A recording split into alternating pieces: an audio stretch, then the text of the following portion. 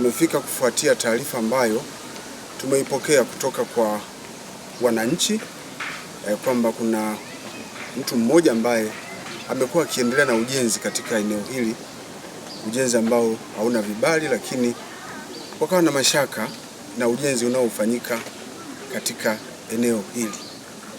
Kufuatia taarifa hizo, jeshi la polisi tulifika jana mara moja kwa lengo la kuja kufanya uchunguzi zaidi. Baada ya kufika hapa, tulibaini kwamba eneo hili ni mali ya mtu mmoja ambaye anaitwa Evans Ndeka Bisesago. Yeye ana umri wa miaka 47. Kazi yake ni mfanyabiashara wa vifaa vya ujenzi katika maeneo ya Igoma na Rwagasore, lakini pia anaishi hapa katika mtaa wa Nyamuhongolo, eneo la Nyamuhongolo, mtaa wa Bupumula, wilaya ya Ilemela. Na eneo hili amelipata takriban zaidi ya miaka mitatu sasa au minne hivi amekuwa akilimiliki. Bwana huyu ambaye anaishi hapa akiwa na mke wake, lakini pia na watoto, anao mji, ana nyumba moja ambayo imekamilika kwa juu kama inavyoweza kuonekana hapa, na ujenzi mkubwa unaendelea huku kukiwa na nguzo kadhaa zinazoonyesha kwamba pengine bwana huyu anaendelea na ujenzi mkubwa, lakini pia ujenzi unaohitaji gharama kubwa kwa sababu ya vyumba vingi na vinahitaji kushikizwa vizuri kwa sababu ya kuweka uimara. Baada ya kuona hali hiyo, tukamuuliza mtu huyu kuhusu vifaa vibali vya ujenzi. Katika uchunguzi tuliofanya, tulibaini kwamba hana kibali chochote cha ujenzi. Hata hivyo, na mamlaka za kiserikali hazikuwa na taarifa yoyote kuhusiana na ujenzi unaoendelea katika eneo hili. Sasa ilibidi tulikague kwa kina ili eneo kuona hasa anajenga kitu gani. Tumebaini kwamba ujenzi huu ulianza mwaka 2022, lakini jengo lina vyumba 15, alivyo design litakuwa na vyumba 15 kwa juu, lakini chini bwana huyu ameweza kutengeneza mahandaki. Kuna jumla ya mahandaki 6, lakini katika hali ya kushangaza mahandaki haya 6 yamekuwa yakijengwa kwa siri kubwa sana, na ujenzi wake umekuwa ukifanyika wakati wa usiku na kwa siri kubwa sana, kiasi kwamba hakuna mtu anayefahamu kwamba kuna ujenzi wa aina hiyo ulikuwa unaendelea. Lakini hata hivyo, mahandaki hayo si salama. Ina maana kwamba hata wale waliokuwa wakijenga walikuwa wanafanya ujenzi katika mazingira ambayo ni hatarishi. Si salama kwa maana kwamba yale mahandaki yamejengwa, baadhi ya maeneo hasa ya juu hayana zege imara kwa ajili ya kuzuia udongo kuporomoka. Kwa hiyo mahandaki hayo pia sio salama.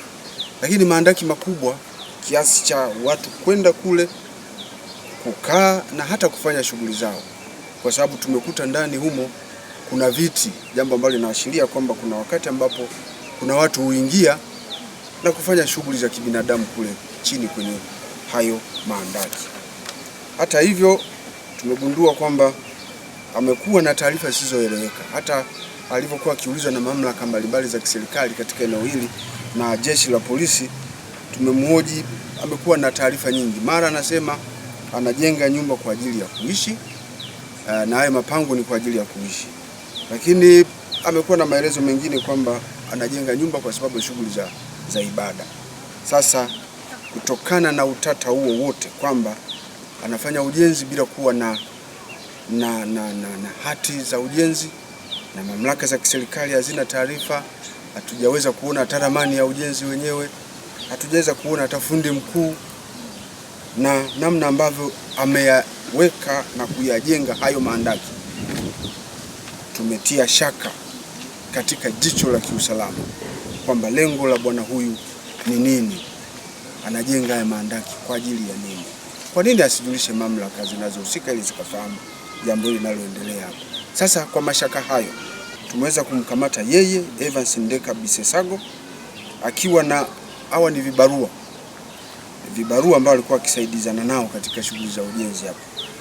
Mmoja anaitwa Ngasa Kasuka, watatu anaitwa Amadi Juma Kashinje, na mafundi wengine ambao amekuwa akishirikiana nao katika ujenzi huu.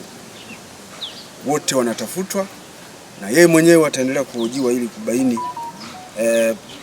ni kwa nini alikuwa anafanya ujenzi huu na kwa nini alikuwa anaufanya kwa siri na kwa nini hakupata vibali kutoka kwenye mamlaka zinazohusika. Lakini pia tumeweza kufuatilia eneo hili, pia ujenzi ulikuwa ukifanyika hapa.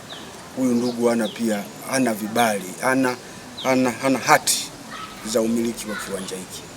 Sasa tunamchukua kwa ajili ya kumhoji, na mahojiano hayo yatashirikisha mamlaka mbalimbali za serikali ili kuweza kujiridhisha na mambo ambayo alikuwa akiyafanya hapa, hasa ukitilia maanani kwamba ni jukumu letu sisi jeshi la polisi kuhakikisha kwamba wananchi wanaendelea kuwa salama katika maeneo yao.